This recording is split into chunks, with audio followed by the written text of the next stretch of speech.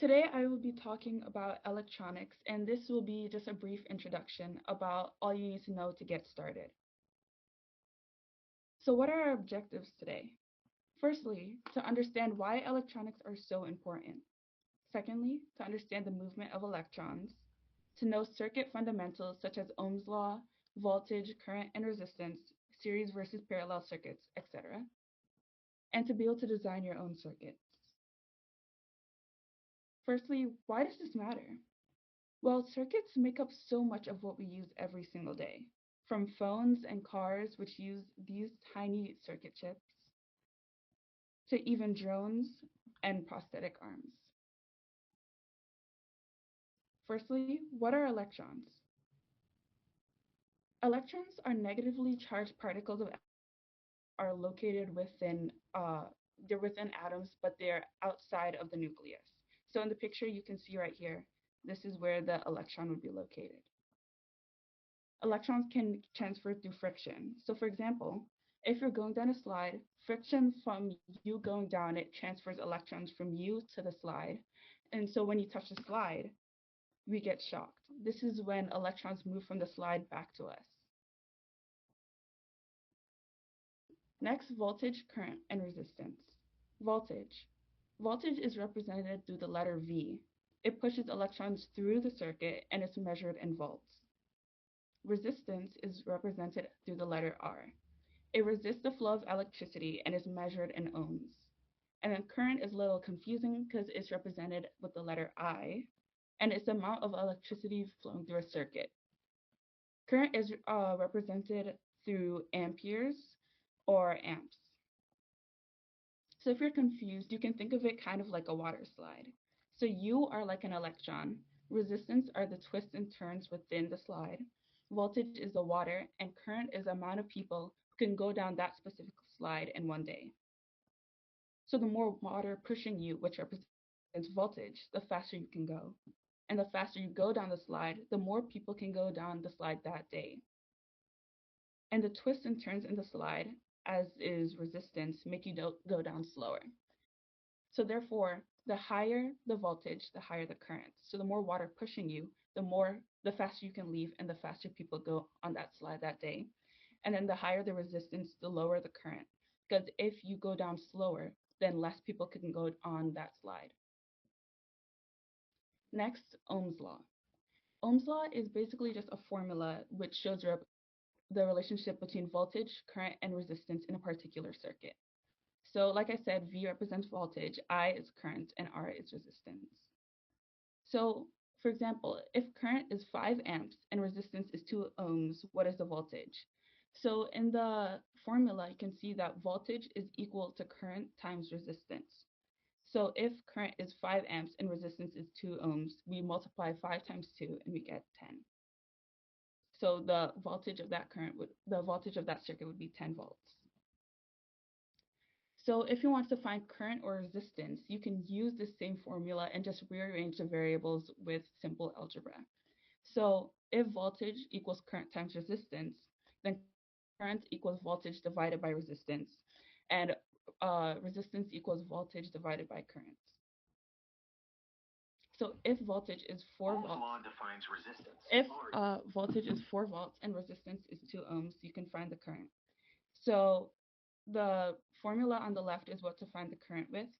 So if you have a voltage of 4, you divide it by 2, and then you find the current, which would be 2 amps. Next, series versus parallel circuits. In a parallel circuit, electricity can take multiple different paths. As you can see, uh, there's several different ways that electricity can flow from the source, and it could go through this path, which shows resistor 1, this path, which shows resistor 2, or this path, which shows resistor 3. However, in a series circuit, everything takes one path. So we flow from the source, and then we go through the first resistor to the second to the third. So as you can see in parallel circuit, there's multiple ways that electricity can flow. But in a series circuit, there's only one way. And you can easily distinguish because in parallel, all the paths are parallel to each other. The parts of a circuit. First, we have the power source, which obviously provides power to the circuit. So, for example, a battery. Then we have a sensor, which takes physical input from the world around you and it turns it into an electrical signal that can be read. So, for example, sound, smoke, motion, colors, stuff like that. That would be physical input, and then it would get turned into an electrical signal. Next, you have a conductor. A conductor is a path for electrons to flow through. So, this can be things like copper wires. And in the diagram down here, you can see these solid black lines represent the conductor or the wires. Next, you have the microcontroller. Not every circuit needs a microcontroller. Simple logic gates and stuff don't need one, but microcontrollers receive and process electrical signals. So examples of microcontrollers include Arduino and ESP32s. And basically, using the sensor would take the physical input, turn it into a signal, which then the microcontroller can read. And then lastly, we have the actuator, which turns electricity into physical action.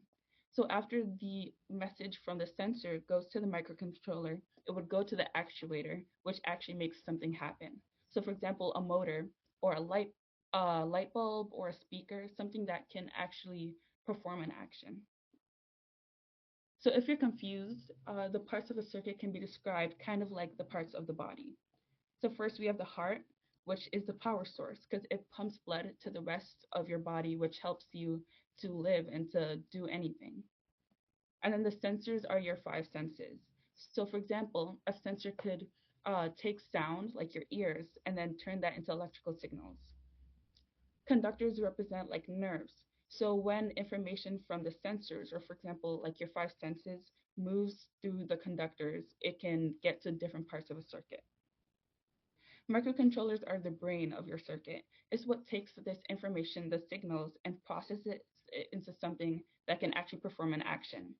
So, for example, if I were to touch something hot, the sensor would be like my hand. That information of it being hot would go through conductors like my nerves and get to my brain. And my brain would register this as this is hot. And then the actuator is like your legs or any part of your body that performs an action. So with my previous analogy, if something were hot, then after reaching the microcontroller or my brain would tell my hand to move away from that thing if it's too hot. So the microcontroller sends a signal to the actuator to perform an action. And then now we have basic components. First, we have resistors, which decrease the current and help protect circuit components. So like we said, parts of a circuit, voltage, current, and resistance. So the resistance provided in a circuit would be done through these resistors. And as you can see, the resistor has colored bands through it, and the bands determine how much resistance it has. So the higher the resistance, the less current in a circuit, and the lower the resistance, the more. So, like I said, it protects circuit components because if too much current goes through a component, it can destroy it, such as this LED right now, which I'll talk about later. Next, we have capacitors. Uh, Capacitors store and discharge electrical energy.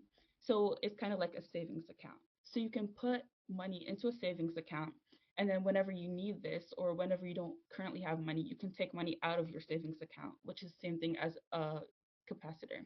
So within a circuit, you would put electrical energy into a capacitor, and then when your circuit doesn't have any more energy, then it can use the capacitor to fuel it still. And then we have LEDs, which stand for light emitting diodes. And these you can see everywhere. Light emitting diodes, when voltage goes through it, then they just light up. And like I said, resistors help protect LEDs.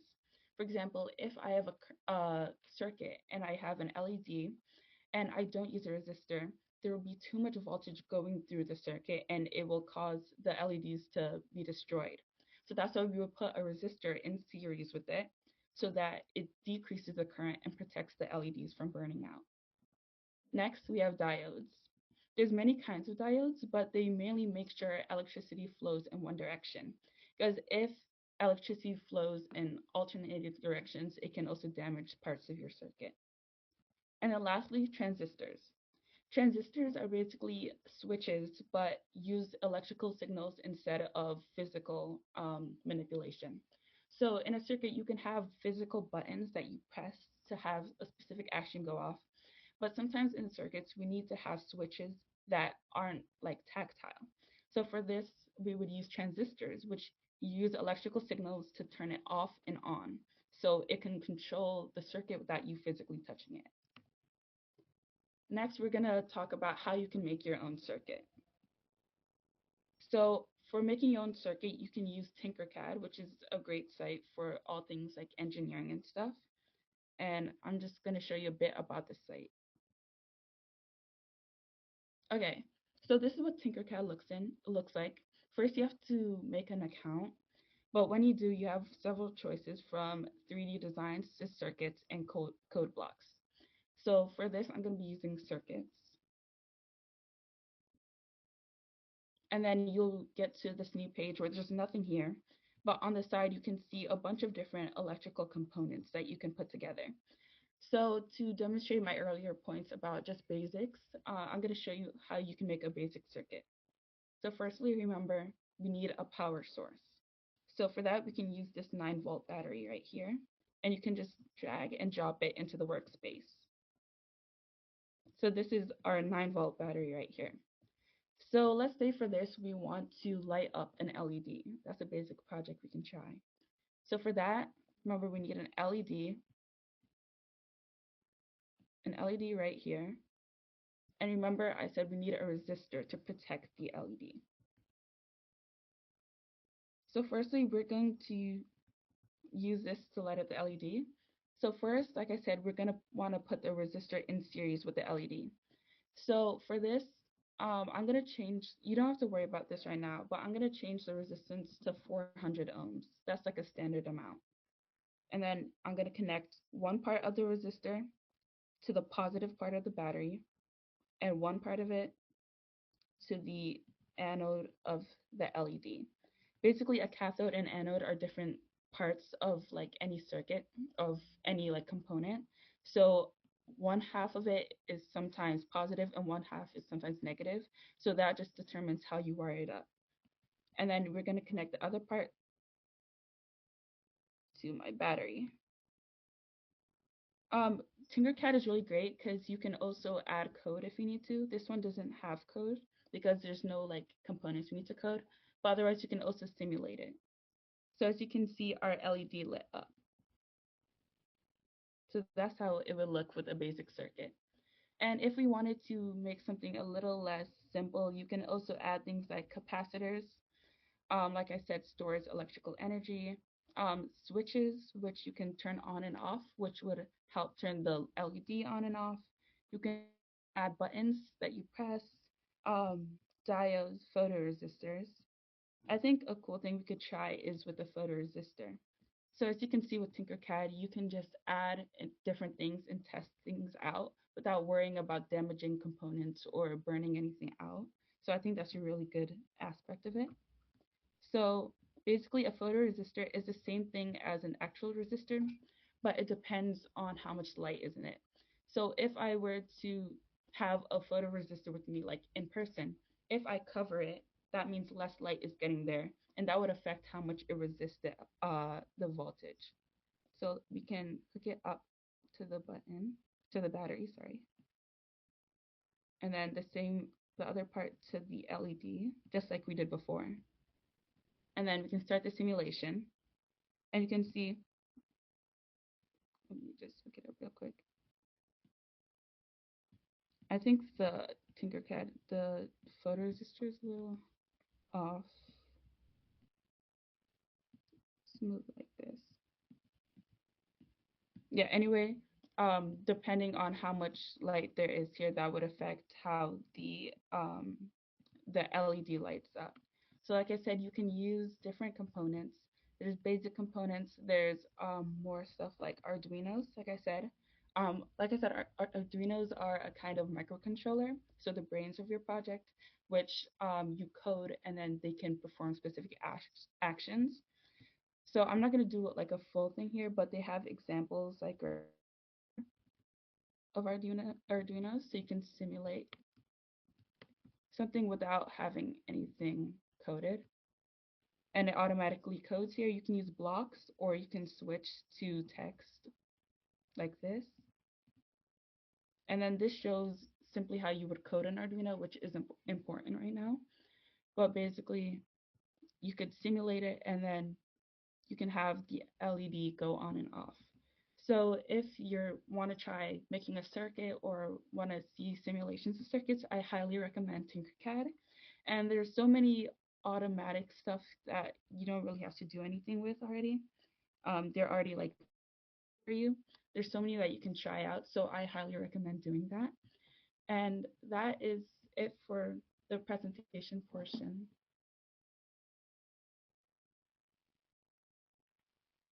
Thank you so much. Hey guys, we have now concluded the end of our presentation and we're open to any questions. If you have questions, we highly recommend you guys to put them in the chat or you're free to unmute yourself and ask them out loud. Past presentations usually have been in the chat, so please feel free to put them in now. Okay. So as someone who is still exploring electronics, what would you recommend for a beginner for understanding basic concepts? So I actually forgot this last slide. I'm just going to show it to you guys, and I think it could help answer your question right here. So where do I go from here? So what I'd suggest for anyone who's like a beginner who wants to further get into this stuff, I recommend continuing on Tinkercad or buy a basic electronics kit. I included a picture here. This is what a usual kit would look like, and this is exactly how I started. And I recommend Arduino because it's usually like the best brand or the best company to start with for beginners. And then the things I've learned about would be AC versus DC, alternating current versus direct current, conductivity, uh, more stuff like Ohm's law, voltage law, current law, stuff like that. Those are really essentials for learning about electronics and the theory behind them. And then also, I recommend learning to solder. This isn't necessarily required, but as you get into more complex stuff, I think it's really helpful and it helps make your circuits cleaner. And then the books I'd recommend would be Practical Electronics, Make Electronics, Encyclopedia of Electronic Components. And these will cover things from more basics to more advanced topics, which will help you um, throughout what you're trying to do. So I just highly recommend doing that. And then for understanding basic concepts and building meaningful projects, um, things I recommend avoiding when you're doing this is leaning too heavily on like online guides. Sorry. For example, like I know when I first started, I used to search up how to make this circuit or how to make that circuit. And with kits like the Arduino kit, it has a guidebook where it teaches you step by step how to make projects. I'm not saying that's a bad thing to do, but I just say that's more for people who are just starting that out. But if you really want to go further in this and pursue this more, I recommend starting to design your own projects because this kind of forces you to understand how things work, not just following a step by step guide, but you understand why things work, how things work, and how you can use one component in several different ways. So if you want to start designing your own projects, I recommend maybe like getting a notebook or something like that. And if you have a design idea, try and search up how does this work? How does that work? Instead of how to build this or how to build that. So it just makes you work harder on trying to understand the why behind circuits and not just following a guide. So that's definitely what I'd recommend. While we wait, if other people have questions, I just have pulled up some of the questions from the forum that some people had a few questions. Um, so firstly, someone asked, can you get into electronics even if you're not someone good at math? And I'd say absolutely. So there's definitely math involved, of course, but the math involved is really basic for the most part. And also, if you're having trouble, you can always like go online to online forums or tools which can help you with math. But overall, I'd say that as someone who isn't great at math, it's not too difficult to try doing electronic stuff. Someone asked, what are some other hands-on kits or resources for beginners to start building their own electronics and circuits? Like I said, Arduino starter kits or Elegoo. By the way, if you start getting more into this stuff, you'll see there's a lot of different kinds of microcontrollers. that are marketed with Arduino on it. But this makes sense because Arduino is an open source company, so they make their designs like free and open for anyone to design. So even if you find a microcontroller that is not from Arduino, it'll still work. Recommend you start small and gradually building up your supplies instead of buying a bunch of things from the get go that you might not even use. I recommend for ideas or guides, Instructables and Arduino Project Hub are good ideas. For cheap electronics components, AliExpress, DigiKey, and Mouser Electronics are very useful. Like I said, for design and CAD stuff, I recommend Tinkercad, Autodesk Fusion 360, or FreeCAD. For schematic design, DigiKey Schemit, PCB design, KiCad. For PCB printing, JLC PCB. If you need help with ideas or guides, I also recommend Reddit, YouTube, or GitHub. And then lastly, if you need funding or you find a project that you're not sure you'll be able to execute, I recommend Hack Club, which is basically a STEM nonprofit that holds events that allow you to code and design projects and get prizes for them. And then someone also asked, are there any projects recommended for beginners and what progression into bigger projects looks like? So projects I recommend are using a phone to control LEDs through Bluetooth. And this would help. You could use like ESP32s, your phone, LEDs, wires, and stuff. Another project I recommend are Choose Your Own Adventure Game, which you can use an LCD screen and buttons to be able to choose your choices. I recommend soil moisture monitoring, which can help you work on inputs and displays. You can make a remote controlled or object avoidant car, which helps you work on coding, motors, and Bluetooth if you choose to. And then I would say progression into bigger projects includes addition of more inputs and outputs, learning to solder possibly, logic gates, understanding schematics. And basically, schematics are basically like diagrams that show a circuit and help to explain between engineers. So it's kind of like a blueprint for a circuit. Um, like I said, designing your own projects, using more complex modules like flex sensors, EMG sensors, voice recognition, stuff like that.